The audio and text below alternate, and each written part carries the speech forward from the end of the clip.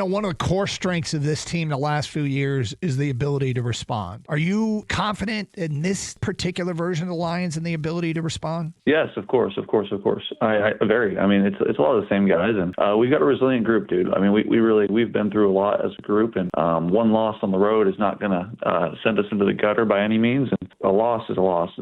Those happen, but the important thing is to focus on what needs to be fixed, what needs to be improved, what needs to be communicated better, and fix those things, and then the wins will come. Is this just a work in progress when you break in a new coordinator? Is this typical? Is everything going to be fine and everybody just needs to relax? Yeah, I think it is. I think it's impossible to try to compare apples to apples with previous coaches or anything like that. Like it's a completely new thing that we're doing with him. Not a new system, but a new communication, and it's a new human. So there's different things going on. And in 2022, when Ben was in his first year, and we went, I believe we were 1-6 that year to start the year. Not by any means saying that's where we're at.